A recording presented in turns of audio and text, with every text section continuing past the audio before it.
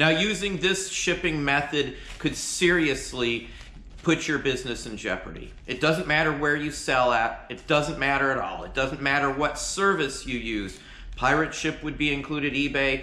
Any platform that you're shipping or even going to the post office and using this option could get you in legal trouble. If you value your business, I would not use this shipping method at all.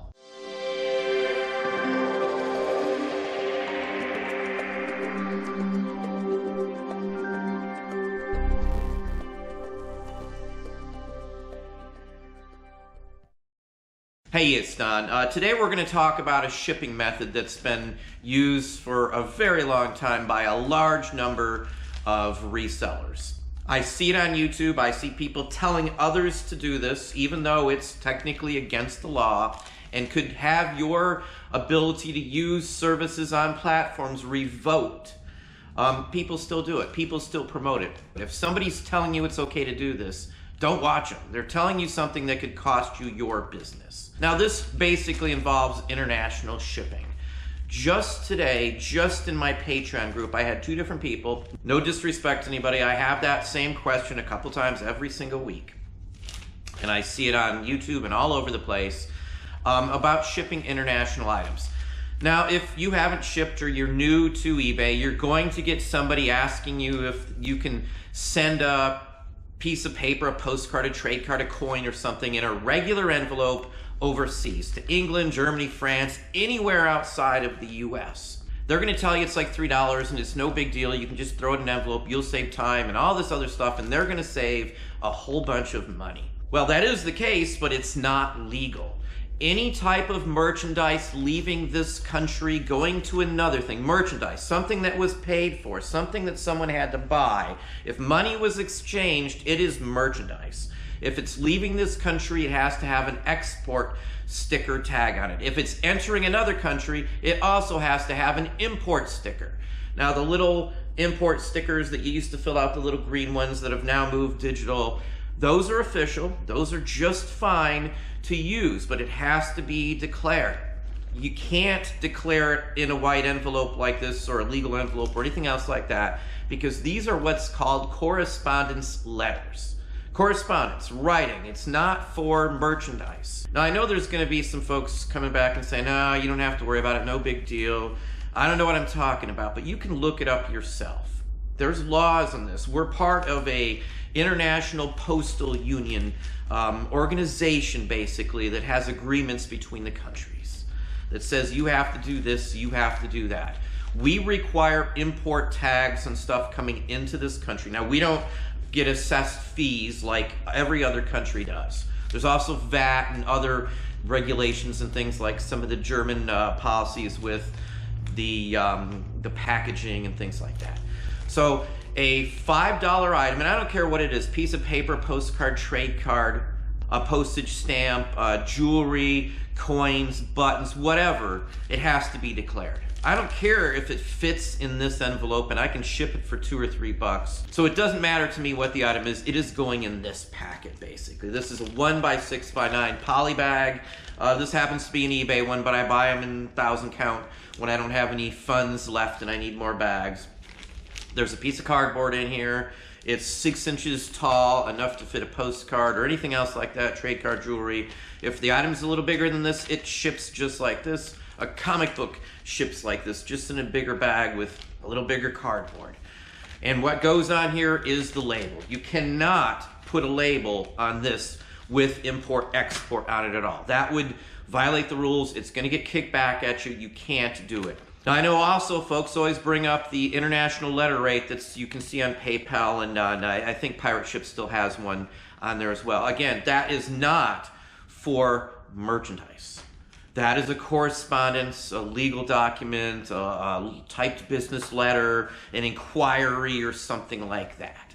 That's what that rate is for. That's why it's only $1 something. Again, it's not for merchandise. You cannot attach the import-export form to it. Now, I hear there's no way they can enforce it, even if you do it. So just don't worry about it. That's another one of the other YouTubers I hear saying and stuff. I've had people directly tell me this. You know, it doesn't matter. eBay is directly integrated with the Postal Service. Now, how do you know they can tell? Well, first off, eBay does have a backdoor for the government, and we can also tell without a doubt that there's a direct link between the post office, because if you don't put enough postage, the weight strung on your item, they can bill you through eBay. Straight through eBay, straight from the label that you printed. So they can tell where everything's going to and from. What could happen to you? If you're caught doing this, you could have your services revoked. Meaning they could cut you off at the platform. Meaning I wouldn't be able to ship the post office through, say, eBay, Pirate Ship, and places like that. Now, again, that's not some pipe dream or fantasy. That's the facts from what I've seen, read, and personally been shown from somebody else who actually violated the rules and got in a little bit of trouble.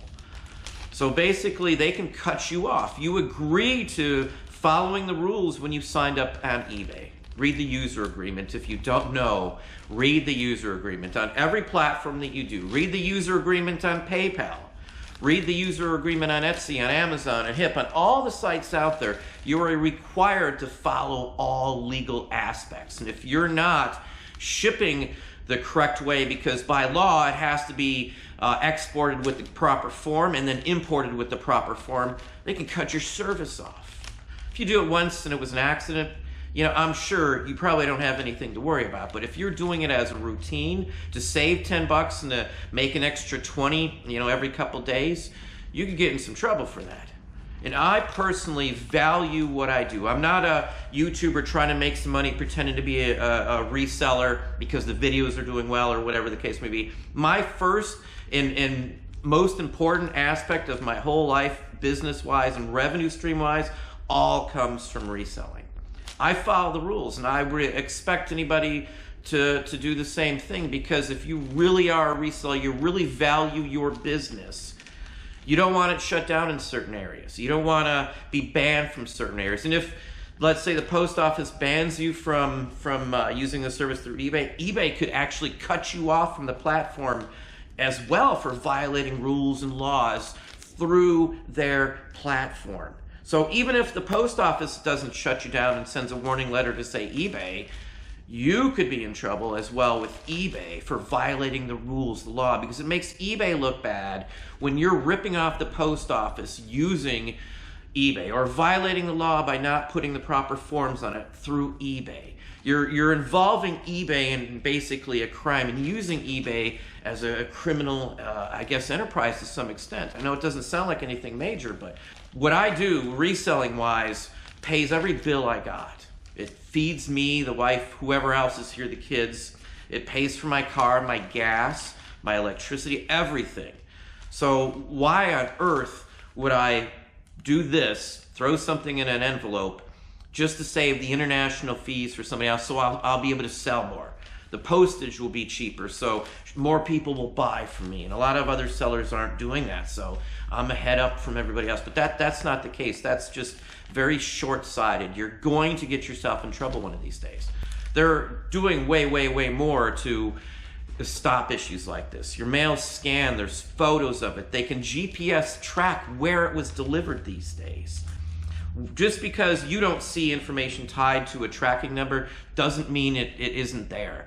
I've looked at it, I've seen it, I've had reports given to me. They're hesitant these days to give them out, but you know, if you go down and ask if they can check the GPS from where a package was delivered, if it didn't go to your house, they know. I've had some screwy issues with Amazon where somebody was supposed to send us a package and it went to another address in my same town.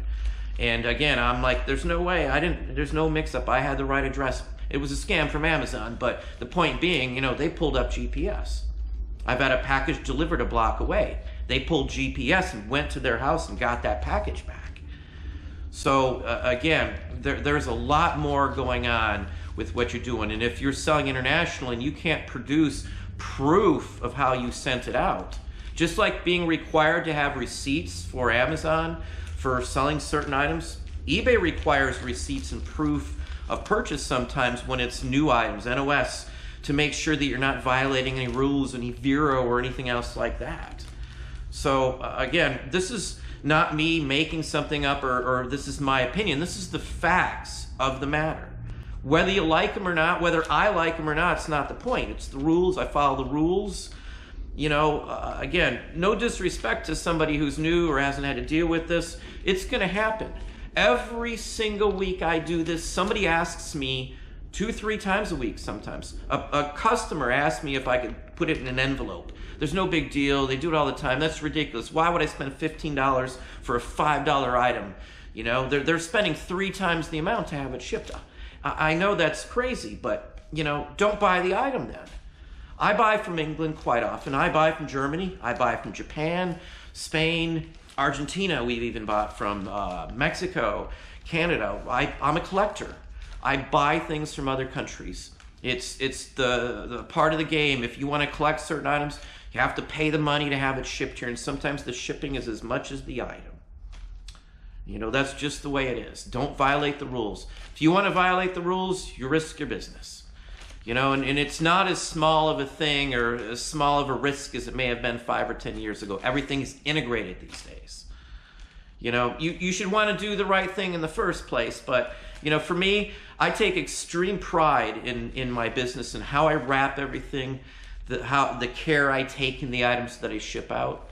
I very rarely have any issues with anything. Our feedback's been 100% for a couple of years, longer than that probably. I try extremely hard to make sure that everything goes the way it does. I make sure that I'm following all the rules, all the steps. You know, I understand eBay's steps as well with things. You know, what procedures do I need to do for this or that or whatever the case may be. You know, there's a bunch of things that people ship that can get you in trouble and actually in jail. A pack of matches, a matchbook shipped in a regular packet like this could cause a fire that could kill somebody, and you would be in jail to save a few bucks on shipping. You can still ship that item, you just have to ship it a certain way. You know, just like air canisters and vintage spray paint cans. You know, people send those through regular mail, and they're dangerous. They're not allowed. There's even certain items you can't send overseas. They're banned in that country. You can't send certain toys to Italy. You can't send even lighters, anything that looks like a gun, a pistol, or a knife to UK or Germany or many other countries. So if you're new to this, please check out the rules on stuff going overseas. Now, putting an item in a regular envelope in this country, in the United States, there's nothing at all wrong with that. I do it. I do it on other platforms. I don't do it on eBay because I need that tracking number for our top-rated plus status, but I use this option many other places. It doesn't limit it in this country. It's only going overseas because you need the import-export form attached to your package. End of story. That's the law. That's what I do. Done it forever. I've never tried to bypass eBay's rules, like trying to ship something medium mail that's not. That could get you banned as well. You could get kicked off the use of the Postal Service online services, and you could also get kicked off the platform when they find out that you violated the rules. They're going to tell eBay if you get caught doing something. They're perfectly able to do that because you're violating the rules, once again, using eBay to do it. I would have a problem if someone was using us to do something illegal or wrong. I would have a problem with it. So I don't have any issues with eBay taking action when you violate eBay's rules. You've got to follow the user agreement. Again, I'm not saying I like any of this, and I'm not saying you should like it either. That's just the rules. The idea that you could lose your business, your ability to ship, and your ability to actually sell on a platform should worry you. There's YouTubers, well-known YouTubers, who have been shut down on platforms, quite a few of them. Now, I'm not trying to accuse anybody of anything, just the fact it happens.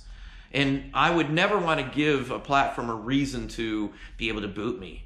You know, I just wouldn't want to do that. It's bad business. I'm a business. I'm a reselling business.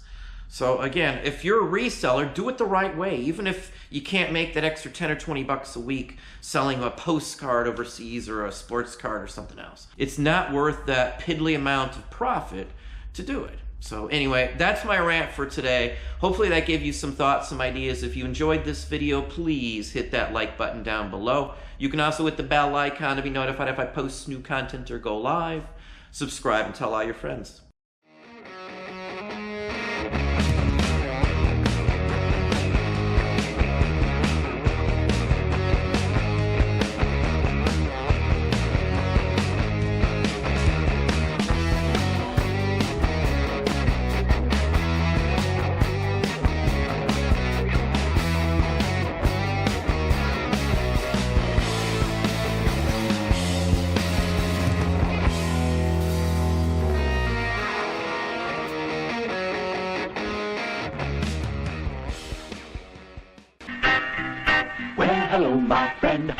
do you do? We hope you have a moment or two to listen to what we have to say to each and every one of you. It concerns our postal system. Our lifetime friends, as all of you know, they've never failed us through the years, through driving rain, sleet or snow. But now they've got a problem. And what are they to do? The answer, my friend, is very simple. It's up to you to see them through.